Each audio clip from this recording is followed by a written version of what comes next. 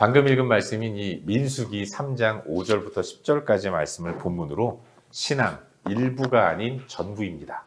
신앙은 일부가 아니라 전부다. 이런 주제를 가지고 하나님 말씀을 함께 나누도록 하겠습니다. 여러분, 새해를 맞이하면서 성도들이 다짐하는 것들 가운데 거의 빠지지 않고 들어가는 것이 있다면 성경 통독이 아닌가라는 생각이 들어요. 아마 여러분, 내가 올 한해는 성경을 한번 다 읽어봐야겠다. 이런 다짐을 가지고 성경 읽기 표를 만들어가지고 성경을 읽고 계신 분들도 많이 계실 거라고 생각이 듭니다. 근데 여러분, 성경은 66권이잖아요.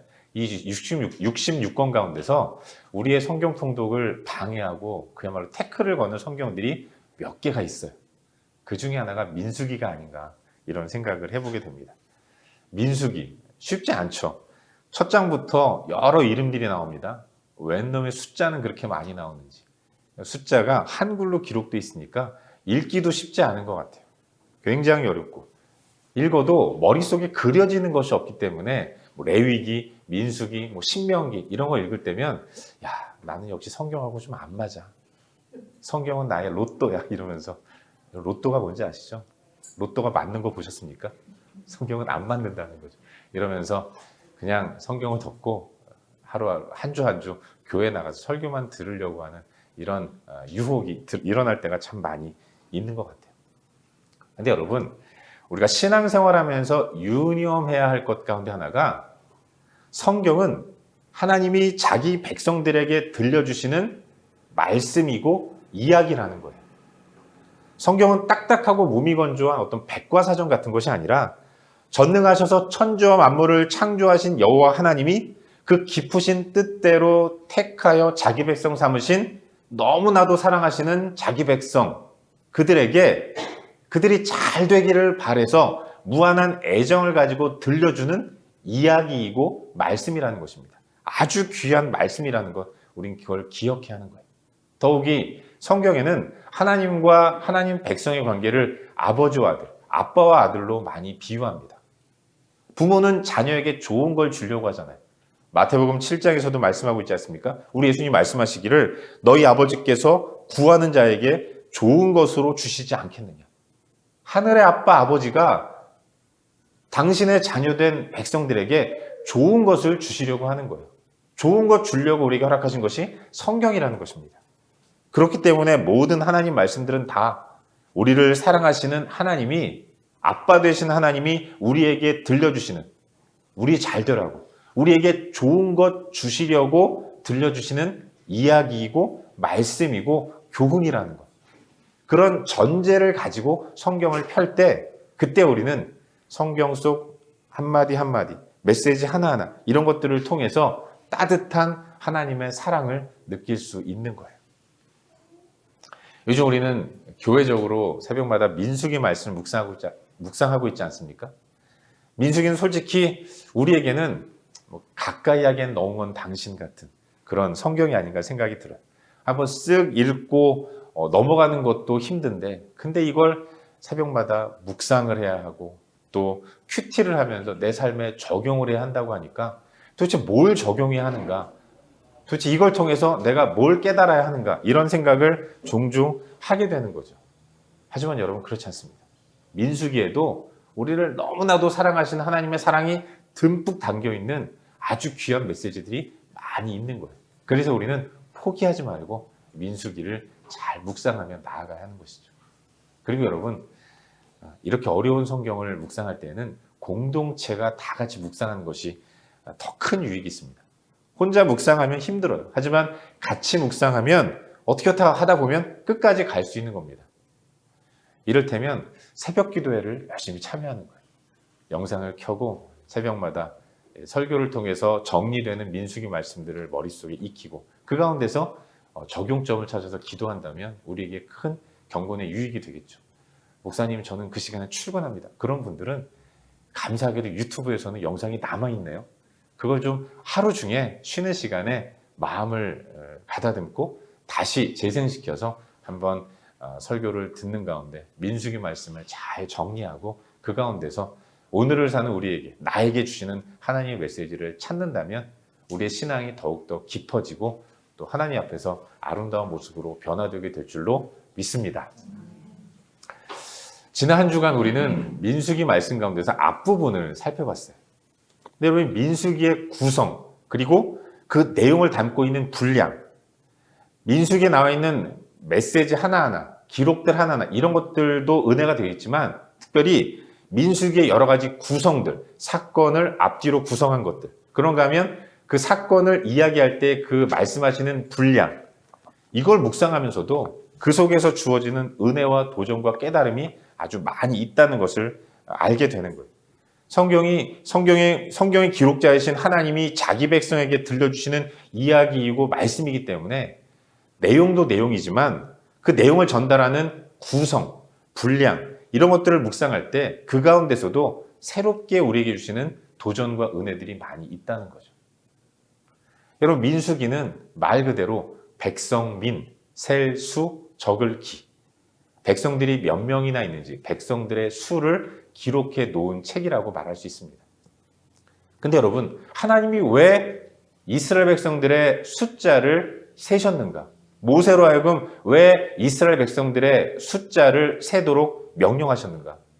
여기에는 다 이유가 있고 목적이 있기 때문에 그런 거예요.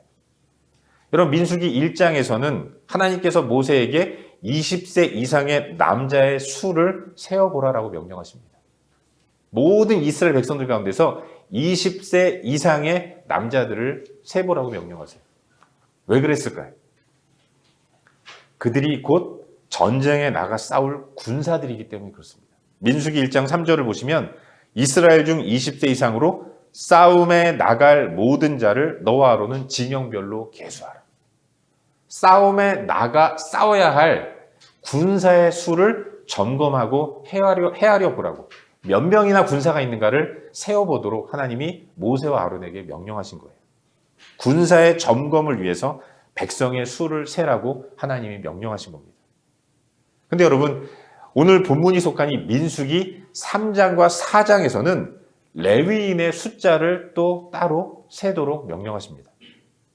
왜 하나님이 그렇게 명령하십니까? 3장 15절 보시면 레위 자손을 그들의 조상의 가문과 종족을 따라 계수하되 1개월 이상 된 남자의 수를 다 계수하라. 이렇게 말씀하시거든요. 태어난 지 한 달 이상 된 모든 레위인의 남자들 숫자를 세라고 명령하시는데 왜 그런 명령을 하시는가? 우리 다 같이 오늘 본문 가운데서 민수기 3장 6절과 7절 두 구절 말씀을 한 목소리로 함께 읽도록 하겠습니다. 6절과 7절입니다. 시작. 레위 지파는 나아가 제사장 아론 앞에 서서 그에게 시종하게 하라. 그들이 회막 앞에서 아론의 직무와 온 회중의 직무를 위하여 회막에서 심우하되. 아멘. 회막에서 심우하되. 여러분, 하나님이 레위 지파의 수를 세도록 명령하신 이유가 뭡니까? 레위 지파로 하여금 하나님의 회막에서 심우하는 사명이 그들에게 맡겨졌기 때문에 그런 거예요. 전체 이스라엘 백성들은 이제 전쟁에 나가 싸워야 하는 사람들입니다. 그래서 군사의 수를 셀 목적으로 전체 이스라엘의 20세 이상의 남자의 수를 세웠는데, 레위 지파만큼은 그들이 할 일이 이 광야를 걷고 가나안에 들어가서 정착을 하면서 그 땅에서 유구한 세월 정착하며 살아갈 이스라엘 백성들 가운데 레위 지파만큼은 그들에게 주어진 일은 여호와 하나님의 회막을 수종 들고 섬기는 일을 해야 했기 때문에 그렇습니다. 여러분, 회막은 하나님의 집이에요. 제가 저희 집에 있는 것처럼 하나님은 하나님 당신의 집에 계십니다. 결국 회막은 하나님을 상징하는 거예요.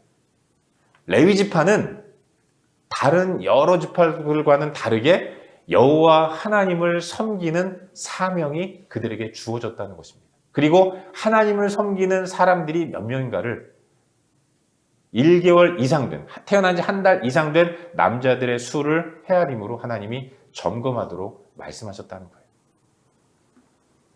사랑하는 여러분, 이스라엘은 애굽에서 나와서 자유인이 되었습니다. 그들은 이제 젖과 꿀이 흐르는 약속의 땅 가나안으로 가야 했던 거예요. 우리가 기억해야 할 것은 하나님은 애굽에서 살아가던 이스라엘 백성들에게 처음부터 가나안으로 인도하시기 위해서 모세를 보내셨고 모세를 통해서 애굽에서 나오게 하셨다는 거예요. 우리 하나님이 하도 이스라엘 백성들이 힘들어요, 죽겠어요, 노예 생활이 지긋지긋해요, 나 좀 도와주세요, 이렇게 울부짖으니까 그 소리 들으시고 그들을 인도하여 그 애굽에서 나오게 하신 이후에 야, 얘네들 어디로 보낼까? 그래, 가나안이 좋겠구나. 그리고 나서 가나안으로 보내려고 광야길을 걷게 하신 게 아니라 하나님은 처음부터 애굽에서 노예로 살아가던 이스라엘 백성들을 이제 나오게 해서 가나안으로 가게 만들기 위해서 하나님의 처음부터의 이스라엘의 최종 목적지는 젖과 꿀이 흐르는 약속의 땅 가나안이었던 것입니다. 이스라엘은 가나안으로 가야 했기 때문에 애굽에서 나온 거예요. 시작부터 하나님의 목적지는 가나안이었던 겁니다. 그런데 여러분, 가나안으로 가는 길은 결코 쉽지 않은 길이었습니다. 그들이 가나안으로 가는 길에는 수없이 그 길을 막아서는 많은 적들과 많은 위험과 많은 어려움들이 준비되어 있었다는 거예요. 또 그들이 가나안으로 들어간다고 해도 가나안은 여러분 그냥 비어있는 무주공산이 아니었습니다. 공터가 아니었어요. 야곱과 그 가족들이 가나안을 떠난 이후에 400년 이상 그 땅이 자기 땅이라고 생각하면서 계속 뿌리를 내리고 살아가고 있던 가나안의 7 족속들이 주인으로서 그 땅을 차지하고 있었던 거예요. 이제 이스라엘은 광야길을 걸어가는 것도 힘들었지만 가나안으로 들어가서도 치열하게 그 땅에 살아가고 있던 사람들과 전쟁을 하면서 그들을 몰아내고 그 땅을 차지하였던 것입니다. 그렇기 때문에 이스라엘의 숙제는 전쟁이었어요. 애굽에서 나와서 가나안으로 가는, 가나안을 차지해야 하는 그런 이스라엘 백성들이 해야 할 가장 중요한 숙제, 최대의 미션, 반드시 이루어야 할 가장 중요한 일은 그런데 전쟁이었던 것입니다. 그리고 그 전쟁을 치르기 위해서는 군사가 필요한 것이죠. 그래서 하나님은 전쟁을 수행할 수 있는 이스라엘의 군사의 수를 하나하나 세어보도록 모세와 아론에게 명령을 하셨다는 거예요. 그리고 또 하나, 우리 하나님은 군사로 부름받은 이스라엘 백성들, 그들의 진영 한가운데 계시겠다고 말씀하셨습니다. 이스라엘로 하여금 숫자를 세게 하시고 12지파를 동남서북 3지파씩 나누어 서게 하신 이후에 하나님은 그 진영 중앙에 자기 자리를 잡으셨어요. 이 말은 이제 이스라엘이 싸우는 전쟁은 항상 하나님이 함께 하시겠다는 약속이었던 것입니다. 그리고 이스라엘 진영 중앙에 있는 하나님이 계신 여호와의 성막을 수종드는 자들로서, 섬기는 자들로서, 전쟁이 아닌 여호와 하나님을 섬기는 자들로서 레위 지파를 지목하셔서 회막의 주위를 둘러서게 하셨다는 것입니다. 참 재밌는 것은 여러분, 레위인들의 1개월 이상 된 숫자는 전체 이스라엘 백성들의 마다들의 숫자와 맞도록 만드셨습니다. 레위인 가운데서 1개월 이상 된 남자의 수가 22,000명이었어요. 그리고 전체 이스라엘 백성들 가운데서 마다들의, 각 가정당 마다들의 숫자가 22,273명이었다고 성경은 기록하고 있습니다. 273명이 남아요. 그러니까 273명은 속전을 4개 해서 숫자를 맞춘 겁니다. 결국 이 말은 레위 지파는 레위 지파만이 아니라 전체 이스라엘을 대표하는 지파라는 것을 말씀하고 있는 것입니다. 그런 의미에서 레위 지파가 여호와의 성막을 섬긴다면 이 말은 전체 이스라엘 백성들이 여호와 하나님을 섬긴다는 의미를 담고 있는 그런 메시지가 들어있는 겁니다. 근데 여러분, 우리가 눈여겨보아야 할 것이 있어요. 전쟁을 치러야 할 전체 이스라엘 백성들의 수, 군사의 수를 세는 내용, 전체 이스라엘의 20세 이상의 남자의 수가 군사인데 군사의 수를 세는 이야기는 민수기의 분량 가운데 1장, 한 장밖에 나오지 않는다는 것입니다. 거기에 비해서 여호와의 성막을 섬기며 하나님께 수종드는 일을 하는 레위인들의 수를 세는 일, 그 일은 3장과 4장, 2장에 걸쳐서 나온다는 거예요. 전체 이스라엘 백성들 가운데서 레위 지파는 소수죠. 많은 지파들 가운데 아주 일부입니다. 그런데 그 일부에 해당하는 레위인들의 숫자를 세고 그들의 이야기를 전개하는 내용, 분량이, 그런데 전체는 한 장인데 레위인의 숫자를 세고 그들의 역할을 말씀하신 내용은 3장과 4장, 2장에 걸쳐서 배로 그 내용들을 기록하고 있다는 거죠. 여러분, 이게 무슨 의미를 갖고 있는 거겠습니까? 결국 이런 거죠. 이스라엘에게 있어서 가장 중요한 일, 그들이 반드시 해야 할 가장 중요한 일은 레위 지파가 행하는 하나님을 섬기는, 하나님을 높이고 하나님을 온전히 높이고 섬기는 그 일이 가장 중요하다는 것을 우리에게 보여주고 있는 거예요. 레위 지파의 인원을 세는 일이 더 중요한 일로 취급되고 있다는 것을 우리에게 메시지로 보여주는 거예요. 여러분 생각해 보십시오. 우리의 상식으로는 광야에 놓여진 이스라엘에게 있어서 지금 현재 가장 중요한 일은 전쟁이라고 여겨집니다. 여러분 그렇지 않습니까? 애굽에서 나왔어요. 그들이 애굽에서 나와서 길을 걸어갈 때 앞에 홍해를 만났습니다. 홍해 앞에서 그들은 당황했잖아요. 뒤에는 애굽 군대가 쫓아와서 잡겠다고 추격을 하고 있어요. 앞에는 홍해가 갈려져 있습니다. 그들이 홍해를 건너지 못하면 그들은 그냥 죽는 겁니다. 바다에 빠져 죽든 애굽 군대에 붙잡혀 죽든 죽는 겁니다. 그들은 계속해서 앞으로 나아가야 했던 거예요. 전진해 나아가야 했던 것입니다. 매일매일 하루하루 한 걸음 한 걸음 가나안을 향해서 계속해서 나아가야 했던 것이고, 그 나아가는 모든 과정들이 이스라엘에게서는 전쟁과도 같은 치열한 전투의 현장이었던 거예요. 그런 의미에서 지금 광야길을 걸어가는 이스라엘 백성들에게 가장 중요한 일은 전쟁이었던 겁니다. 전쟁에서 지면, 싸움에서 지면 밀리면 끝장인 겁니다. 끝나는 거예요. 없어지는 겁니다. 광야 가운데서 200만 이상 되는 이스라엘 백성들이 완전히 공중분해되는 이런 위험천만한 상황인 겁니다. 어떻게 해서든 그들은 광야를 통과해야 했어요. 광야에는 많은 위험 요소가 있습니다. 길을 걷는 동안 이스라엘을 노략하고 공격하고 괴롭히는 많은 족속들이 준비하고 있어요. 아말렉, 모압 왕 발락, 바산 왕 옥, 헤스본 왕 시온, 호시탐탐 이스라엘을 공격하고 덤비는 광야의 족속들이 그야말로 널브러져 있는 것입니다. 널려져 있는 것입니다. 기회만 보고 있는 거예요. 가나안에 들어가서도 마찬가지죠. 가나안에 들어가서도 이스라엘은 싸워야 할 상대가 너무나도 많이 있습니다. 또 만만치가 않아요. 가나안, 여리고가 있죠. 그런가 하면 예루살렘 연합군, 가나안의 남방과 북방의 연합군, 그야말로 산 넘어 산인 많은 전쟁들을 수행해야 했던 것입니다. 그들에게서 가장 중요한 미션은 전쟁인 것처럼 보여져요. 그렇기 때문에 이스라엘에게는 전쟁이 제일 중요하다고 생각이 된다면, 그렇다면 그 이스라엘을 자기 백성 삼으신, 그들을 사랑하신 하나님은 이제 전쟁을 치러야 할 이스라엘 백성들을 앉혀놓고 백성의 수를, 군사의 수를 헤아렸다면 더 많은 분량으로 더 많은 이야기를 들려주시는 가운데 지는 이렇게 쳐라, 전쟁은 이렇게 행하는 것이다, 적이 공격할 때 이렇게 방어를 하고 이렇게 허점을 찌르면서 적을 물리쳐야 한다. 제가 하나님이라면 전쟁을 앞둔 사랑하는 이스라엘 백성들에게 싸울 수 있는 많은 전략과 기술들을 서술하는데 민수기의 많은 분량을 할애할 것 같아요. 근데 하나님은 그렇게 하지 않으셨다는 겁니다. 군사로 나갈 자 몇 명이냐? 이렇게 지느쳐라. 그리고 너희 중앙에 있는 여호와의 회막을 잘 섬겨라. 그러신 후에는 그게 끝이고 이제 당신이 머무는 회막을 수종두는 레위인에 대한 이야기를 더 길게 말씀하고 계신다는 겁니다.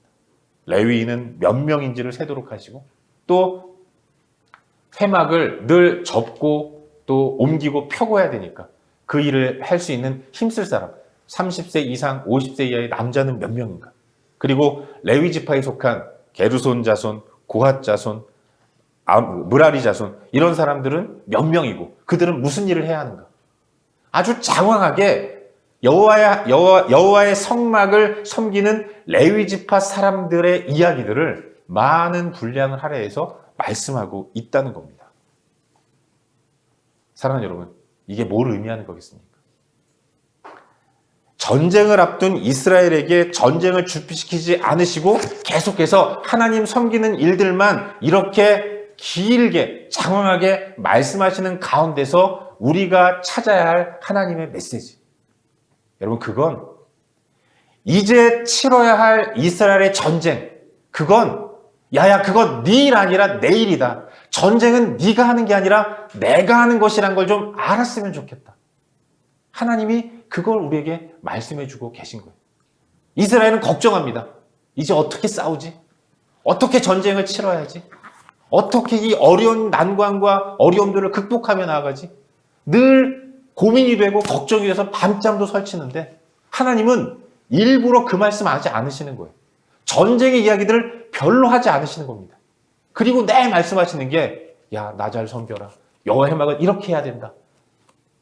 너는 고앗 자손, 므라리 자손, 게르손 자손은 이런 일들을 해야 된다.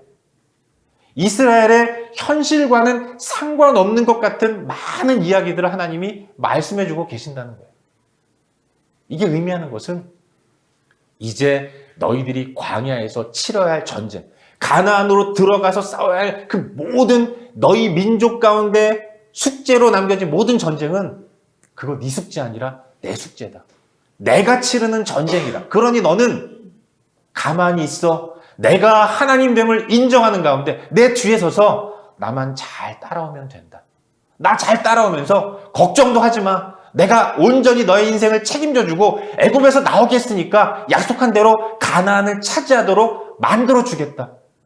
하나님이 그걸 이스라엘 백성들에게 약속해 주고 있는 의미가 이 분량을 이렇게 만드신 내용 가운데서 우리가 깨닫게 되는 거예요. 사랑하는 여러분, 우리도 마찬가지입니다.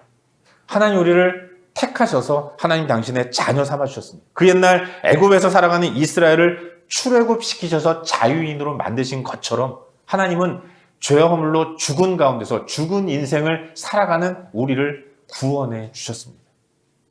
애굽을 나와 가나안으로 가야 하는 이스라엘에게서 가장 중요한 일은 전쟁이라고 여겨집니다.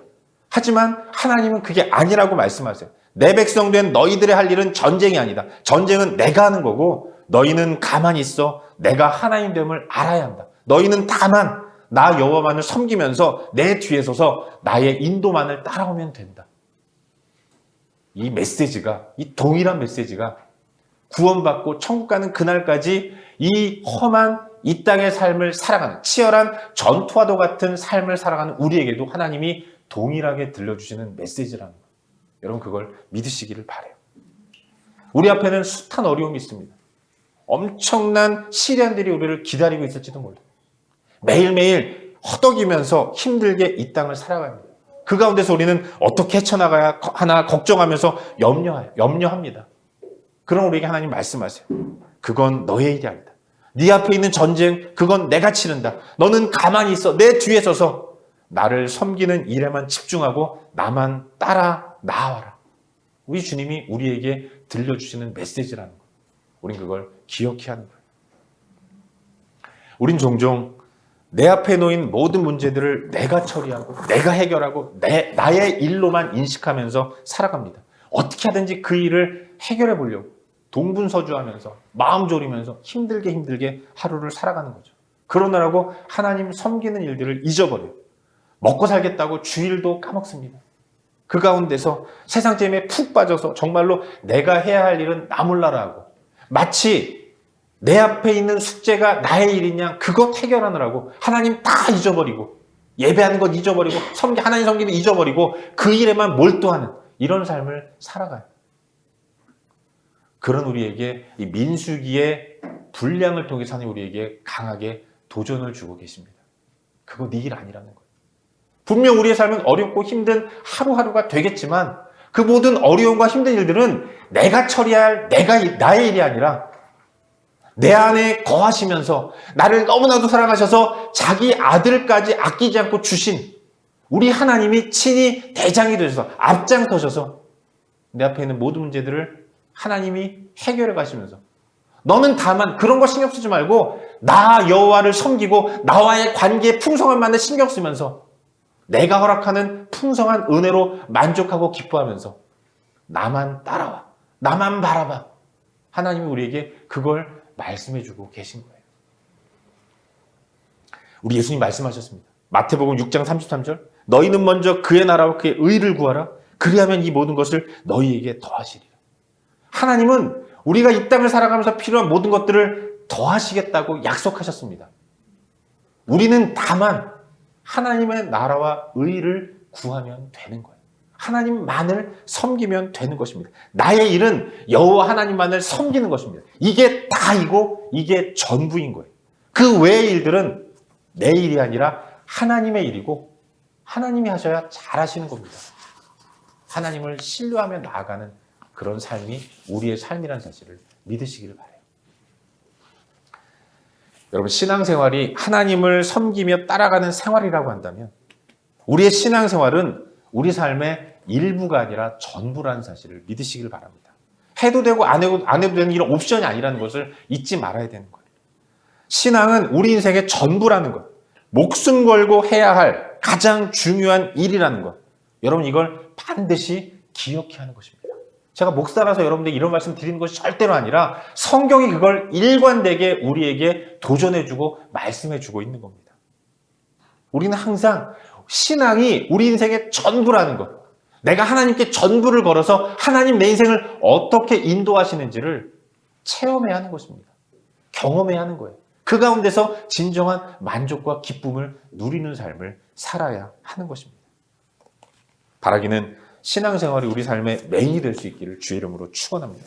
이것저것 다 하다가 시간 남으면 하나님께 예배하고, 나 즐기고 다 즐기고 놀다가 그러다가 시간 되면 하나님께 예배하고, 하나님 묵상하고 기도하고 예배하고 말씀 보는 것은 늘 뒷전으로 있고, 급한 일 있으면 언제든 뒤로 미룰 수 있다는 생각으로 믿음 생활하는 거예요. 기분 내키면 예배하고, 기분 안 내키면 오늘 하루 이번 주 제끼고. 여러분 지금까지 그런 삶을 살아오지 않았습니까? 그래서 좋아진 게 뭐가 있어요? 행복하십니까? 살림살이 좀 나아지셨어요? 그런 거 하나도 없는 겁니다.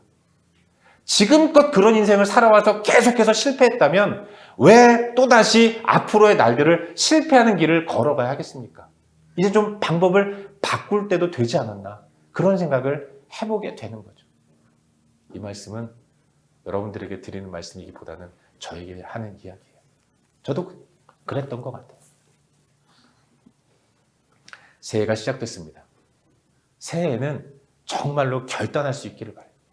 하나님을 섬기되 하나님만을 섬기겠다는 신앙의 온전한 결단이 우리 가운데 있기를 바랍니다. 뭘 하든지 예배부터 시작하기를 바랍니다. 하나님께 전부를 걸고 그러고 나서 하나님이 내 인생을 어떻게 인도하시는가를 경험하는 그런 영적인 아주 중요한 추억을 만드는 한 해가 될 수 있기를 바랍니다.